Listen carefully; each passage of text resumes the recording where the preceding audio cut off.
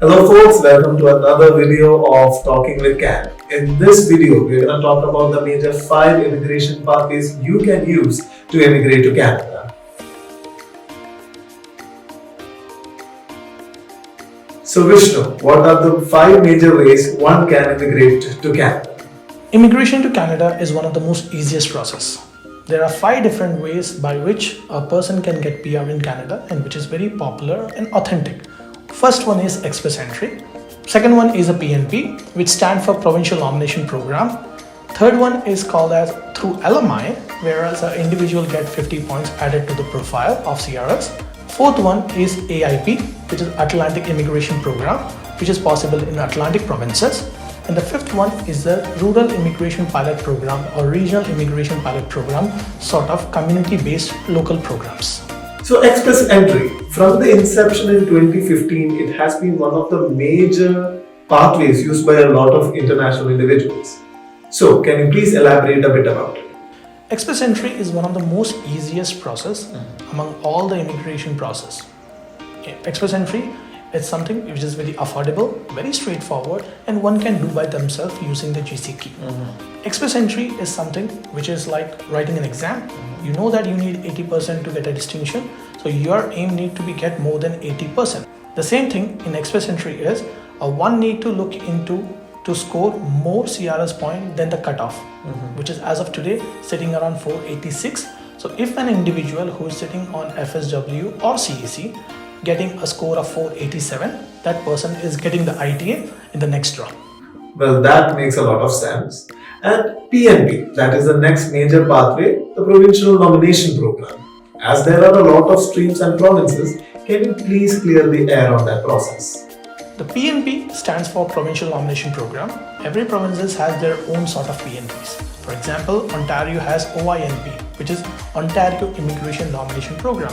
It is also known as Ontario PNP. So there are different terms, but it's the same thing. So PNP, Ontario PNP, or OINP is the same thing. The same thing apply for the Alberta, where we are saying about Alberta PNP, AINP, Alberta Immigration Nomination Program. Every provinces do have their own sort of PNPs. So if someone is looking to move forward with a PNP, always keep 5 questions in mind. First, which province you are targeting to get a PNP? Second one, very important thing is which stream you are looking into it, because I heard a lot of people generalize this PNP. But in Ontario, there are totally 9 different sort of PNPs. In Alberta, there is more than 6 or 7 different type of PNPs.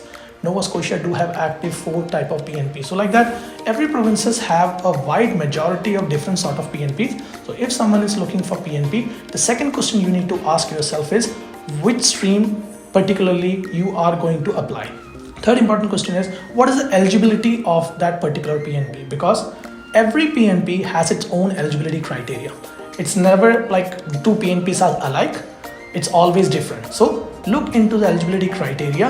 And the fourth one, compare with yourself and look into that in last 1.5 years. If someone received a PNP like your profile through the same stream of PNP, because there might be some PNP which was active and your friends, family member might have got PR 2 years back.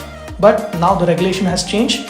Maybe the whole thing is now different sort of PNP, or that PNP has certain restrictions, like Nova Scotia Express Entry stream, which is paused in September 2021 and very clearly stated that only those individuals who studied in Nova Scotia are now able to eligible under that stream.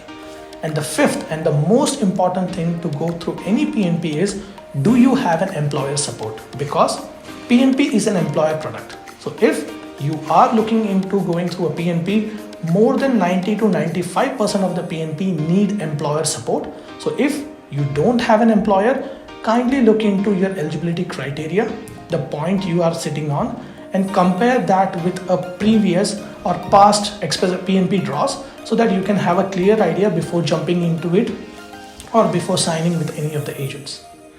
Perfect. So a lot of people know about PNP, but there's a new kid in the block, AIP. Can you please tell us a bit about AIP? So AIP stands for Atlantic Immigration Program. It started as a pilot program around 2-3 years back, where it is similar to the LMIA, but in Atlantic provinces, because of the low economy and low population, The respected Immigration Minister Sean Fraser introduced this to pull the immigration population towards the Atlantic provinces and fulfill the economic needs. This started as a pilot program which went very well, and that's why it became a permanent program where if someone have a reliable employer who is qualified under the AIP can able to endorse any immigrant to get a work permit as well as a PR in a most fastest way. Always remember, AIP is same like LMIA. So the first step the individual has to do if the person is looking for AIP is to find and get a reliable employer. And that's very straightforward. If you're able to get an employer, most of the employer in Atlantic provinces do support the AIP, can able to do the process for you, or they do have a lawyer or consultant who can able to assist and without any charges. Now let's jump right into it. The infamous LMIA. A lot of people in India are asking the question, sir, when can I enter Canada with a valid LMIA? Can you please clear the air on that too? LMI stands for Labor Market Impact Assessment. It is one of the most easiest way if you have a genuine employer and that employer not able to get any employee within Canada who is a Canadian citizen or a PR. So very important thing about the LMI is it's not like how is in UAE, US or in UK. LMI in Canada is a very straightforward but very strict process where the Service Canada plays a major role to analyze and do a background check on employer, whether the employer is paying the taxes properly, whether the employer is genuine, whether the employer did a proper recruitment efforts. Many things are evaluated. So please, if someone is looking for LMI, do not pay an agent any amount. You don't need a third party for this. You can directly approach an employer. If employer genuinely needs someone and he's not getting any Canadian employees, you can approach them and say that yes, you are ready to work for him and he can able to get you the job offer letter, do an advertisement, put an application for Service Canada, which is now very simple. It's online process, can be done in 15 to 20 minutes with a proper support. And also there are a lot of community programs, especially in the rural parts of Canada. Can you tell us a bit about them? Rural Immigration Pilot Program or Regional Immigration Pilot Program is a small community-based program which is very identical to AIP because of the low population or the economic growth targeted. These communities where growth is not that high and the Immigration Minister wanted them to migrate to these small communities, creating this sort of small community program so that individuals start looking for a job in particular communities like Sault Ste. Marie in Ontario, like Cornwall in Ontario, where the people can move, find a job, and if they do have a reliable employer, they can able to sponsor them for the community programs in a particular region. Remember, again, one thing very carefully, please do not just go blindly saying that yes, this employer supported my friend. You have to do a thorough background check on the employer. That employer is very reliable, he's paying you very good, and very important thing is that you need to know about which community program you are going through, what is the eligibility of it, and what is the processing time. I heard a lot of news about the individuals that individuals started working on minimum wage in an employer.